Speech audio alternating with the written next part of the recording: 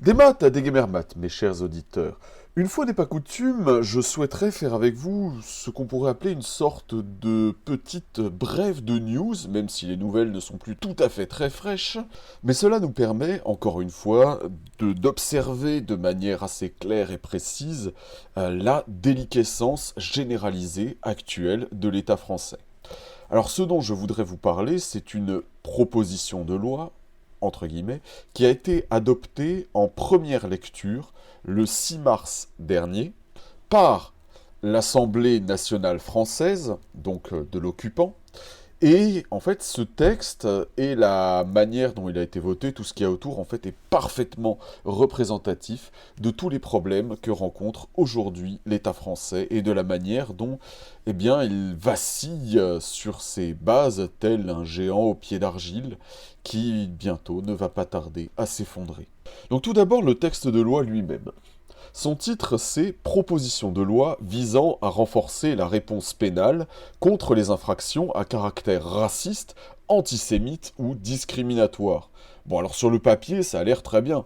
Du moins pour le tout venant, qui est généralement, effectivement, hostile au racisme, à l'antisémitisme ou à toute forme de discrimination, puisque c'est ce vers quoi le système l'a poussé en permanence depuis, eh bien, on va dire mai 68, grosso modo. Sans jugement aucun de ma part, hein, c'est tout simplement la réalité de la manière dont la société a évolué ces 50 dernières années. Ce texte de loi, donc, prétend porter une modification du code pénal de l'État français déjà existant, ainsi que la loi de la liberté de la presse du 29 juillet 1881. Ce texte de loi est composé de 5 articles, nonobstant évidemment les bis et les terres, les 3 premiers ayant pour vocation de modifier le code pénal, et les 2 derniers de modifier donc la loi du 1981 sur la liberté de la presse. Jusque-là, me direz-vous, rien d'anormal, l'État français légifère tout le temps pour des queues de bananes, si j'ose dire, si vous me pardonnerez cette expression. Ici, non, le problème est tout autre. Et pour que vous puissiez bien le réaliser, je vais vous lire le premier paragraphe de la section 3 ter de l'article 2. La provocation non publique à la discrimination, à la haine ou à la violence à l'égard d'une personne ou d'un groupe de personnes en raison de leur origine ou de leur appartenance ou de leur non-appartenance vraie ou supposée à une ethnie, une nation, une prétendue race ou une religion déterminée est punie d'une amende de 3 750 €. Oui, vous avez bien entendu, les 4 premiers mots sont la provocation non publique.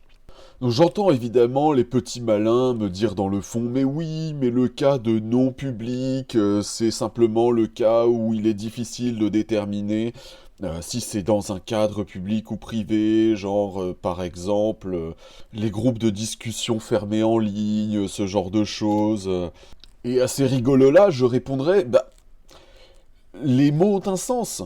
Et lorsqu'on dit non public, c'est explicitement tout ce qui n'est pas public. Donc ça inclut aussi bien, effectivement, ces situations entre le public et le privé qui sont ici évoquées, que le cadre strictement privé qui n'est pas exclu du cas non public, entre guillemets. Je suis désolé, c'est de la logique élémentaire. Donc, autrement dit, avec cette loi qui a été ratifiée en première lecture, rappelons-le, l'État français instaure officiellement le délit d'opinion dans le cadre privé. De même donc pour la contestation non publique de crimes contre l'humanité ou l'apologie non publique de crimes contre l'humanité, que ce soit donc l'esclavage, les génocides, etc. Bon, je ne vous fais pas de tableau. D'ailleurs, j'attends toujours la condamnation des pétromonarchies pour crimes contre l'humanité, vu que celles-ci pratiquent encore l'esclavage, mais Ça, on peut toujours attendre. Donc cet article qui porte spécifiquement sur l'apologie ou la contestation non publique, encore une fois non publique, de crimes contre l'humanité, est également très intéressante puisque, à la lecture, ce qui est remarquable, c'est que, je cite, toute association régulièrement déclarée depuis au moins 5 ans à la date des faits et se proposant par ses statuts de lutter contre l'esclavage ou de défendre la mémoire d'esclavage et l'honneur de leurs descendants peut exercer les droits reconnus à la partie civile en ce qui concerne les infractions d'apologie ou de contestation non publique de crimes contre l'humanité. Fin de citation. Concrètement, qu'est-ce que ça veut dire ? Eh bien, ça veut dire que lors d'un repas de famille, vous dites une connerie, par exemple, je ne sais pas, entre guillemets, que la Shoah n'a jamais eu lieu, par exemple. Eh bien, votre cousin, qui se trouvait également à ce repas de famille, peut aller vous dénoncer pour avoir dit cela dans un cadre privé, et une association antiraciste de lutte contre l'esclavage peut porter plainte et se constituer partie civile contre vous, alors que ce dont il était question n'a absolument rien à voir avec l'esclavage. Oui, c'est une situation totalement ubuesque, et oui, c'est inscrit comme ça dans la loi. Nous ajouterons pour finir que la liste des punitions qui seront infligées à toute personne qui ose avoir des pensées privées déviantes par rapport à la norme imposée par l'État français est tout aussi confondante. En effet, les peines complémentaires attachées à cette infraction, entre guillemets, sont les suivantes. Donc l'interdiction de détenir ou de porter une arme soumise à autorisation, la confiscation des armes dont le condamné est propriétaire ou dont il a libre disposition, la confiscation de la chose qui a servi à commettre l'infraction, le travail d'intérêt général et l'obligation d'accomplir un stage de citoyenneté. Donc autrement dit, non seulement l'État français va vous punir pour des choses que vous avez dit dans le privé, mais en plus, il va s'en servir comme excuse pour vous voler des objets qui vous appartiennent. Donc non seulement l'État français vous punit, mais en plus il vous raquette. C'est incroyable. Et ce n'est pas tout. En effet, je n'ai pas encore mentionné l'article 4 et l'article 5, qui sont de même absolument savoureux.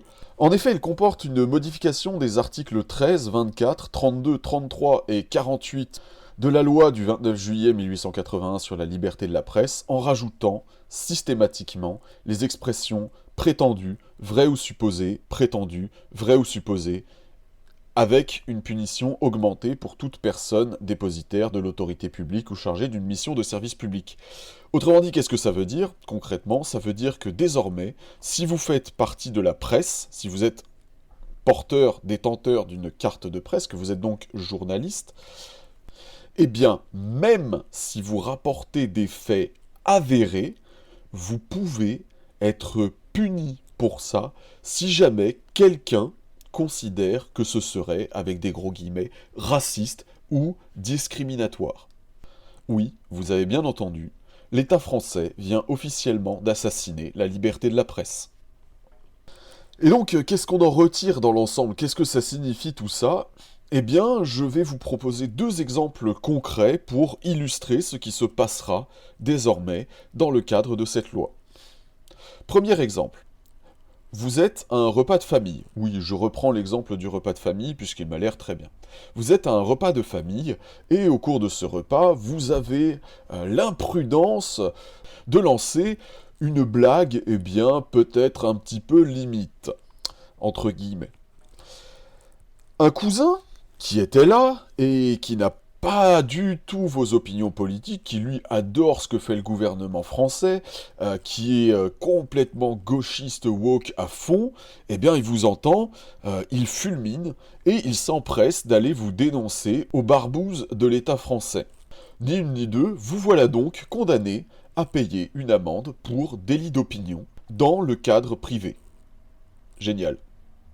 Si en plus de ça, vous avez eu l'imprudence de dire peut-être que les chambres à gaz ou je ne sais quoi, en plus de cela, eh bien, une association qui ne se préoccupe absolument pas de ce genre de choses, comme à tout hasard, je ne sais pas, le comité contre l'esclavage moderne, peut venir se porter partie civile contre vous. Alors que, encore une fois, cette association n'a rien à voir avec le délit d'opinion constaté. Deuxième exemple concret. Vous êtes un journaliste.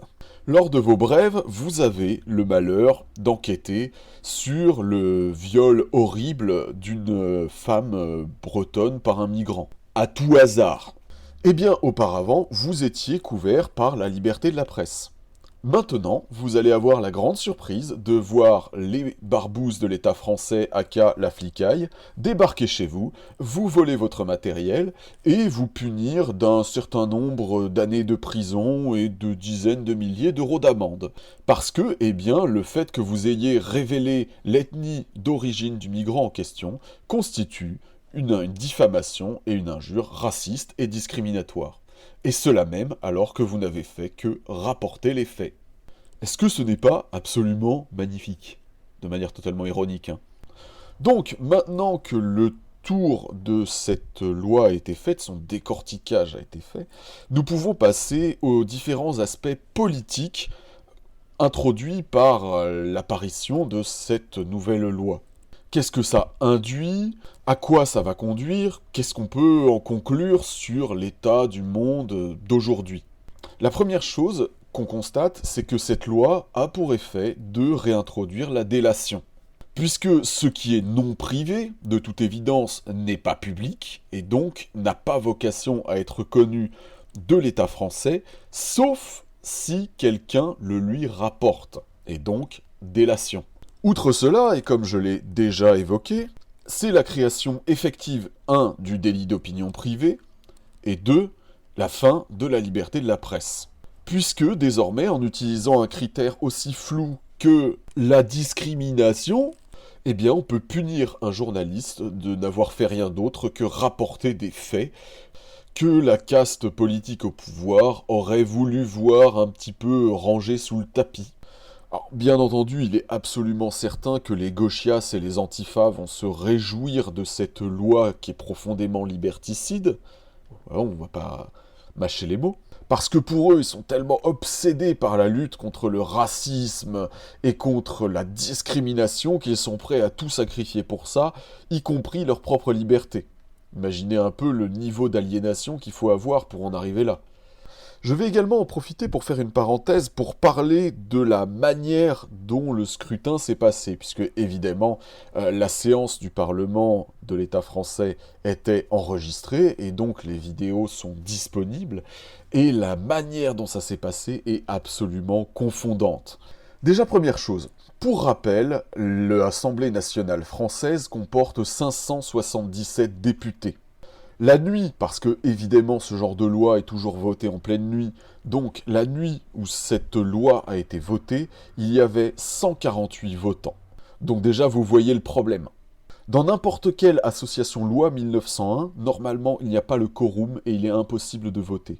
Mais apparemment, le Parlement de l'État français, lui, a des passe-droits pour faire voter ce genre de loi absolument fondamentalement liberticide par 1/5 de son corps électoral. Ce que je trouve absolument fantastique, tout de même, pour un État français qui se targue d'être la lumière du monde, de la démocratie et des droits de l'homme, et qui, clairement, ce soir-là, a absolument foulé aux pieds tous ces principes. Vous allez me dire, comme d'habitude, et vous avez raison, mais là, c'est d'autant plus visible. Sur ces 148 votants, 107 ont eu le temps d'exprimer leur vote lors du scrutin. Alors je dis bien ont eu le temps, parce que le scrutin a littéralement duré 3 secondes. Si vous ne me croyez pas, allez voir les vidéos, je vous jure. Et c'est sans compter les députés qui sont arrivés en cours de séance et qui ont été considérés comme non inscrits dans le scrutin. Et donc n'ont pas pu voter. Encore une fois, allez voir les vidéos. Évidemment, moi personnellement, je ne suis pas un grand démocrate, ni un grand amoureux de la République des Lumières et de la Révolution française, mais je constate néanmoins la manière dont l'Assemblée nationale française, ce soir-là, a littéralement viré à la farce pour pondre un texte absolument liberticide, destructeur de liberté. En effet, et nous allons là nous approcher de la conclusion, il est toujours utile de rappeler que l'un des marqueurs du totalitarisme, c'est lorsqu'il s'immisce de manière plus ou moins voyante, dans la vie privée de sa population, que ce soit par la propagande massive, que ce soit par la délation, que ce soit par le fait de prétendre vous imposer des comportements ou des manières de penser, avec cette loi, on est totalement dans ce cadre-là.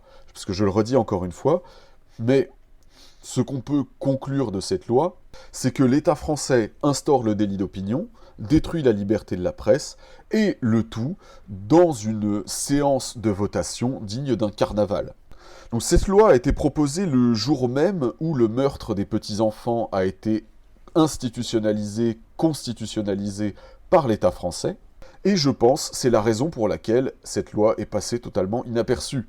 Constitutionnalisation de l'IVG, entre parenthèses, qui comporte également des dérives liberticides notables, mais sur lesquelles je ne reviendrai pas, notamment en termes de clause de conscience et de droit de retrait des médecins, puisque en rendant constitutionnel le droit à assassiner des petits-enfants dans le ventre de leur mère, l'État français détruit donc, vis-à-vis de cet acte ignoble, l'objection de conscience dont pouvaient, jusqu'à présent, se prévaloir les médecins qui ne souhaitaient pas participer à ce massacre de masse. Alors, cette loi réprimant les propos privés, qu'est-ce qu'elle dit sur l'État français? Eh bien, deux choses. D'une part, le règne de l'idiocratie est effectivement arrivé, puisque les dirigeants de l'État français ne sont plus assez subtils pour pouvoir gouverner et contrôler les gens sans ce genre d'artifice et de système légal absolument grossier, d'une part.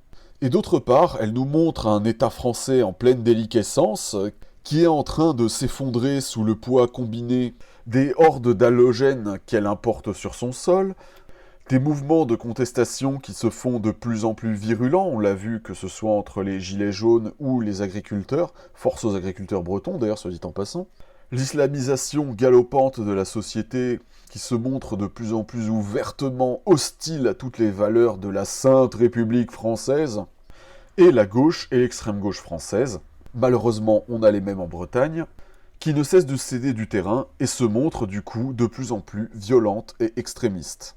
Et c'est pour cela, d'ailleurs, que Macron fait le va-t-en-guerre pour tenter de détourner l'attention vers le front ukrainien. De manière générale, on rappellera l'adage que c'est une bête mourante qui s'agite le plus, et qui fait donc le plus de vagues. Une société bien portante n'a pas besoin ni de réprimer les opinions privées, ni de créer de système de délation. Or, l'État français fait l'un et l'autre. Et c'est pour cela que nous, Bretons, nous devons impérativement nous détacher de ce système, nous débarrasser de l'État français avant qu'il nous entraîne dans sa chute, et c'est pour cela que nous devons militer tous ensemble au Parti national breton pour la libération de la nation bretonne, pour l'élimination de l'État français en Bretagne, pour reprendre notre liberté, nos droits historiques et ancestraux, et pour pouvoir restaurer la liberté de notre peuple dans un pays enfin apaisé. C'est pour cela que se bat le Parti national breton, et c'est pour cela qu'il faut le rejoindre, qu'il faut militer, car nous nous battons pour une Bretagne forte, fière et libre. Bevet Braise, Braise à Tao.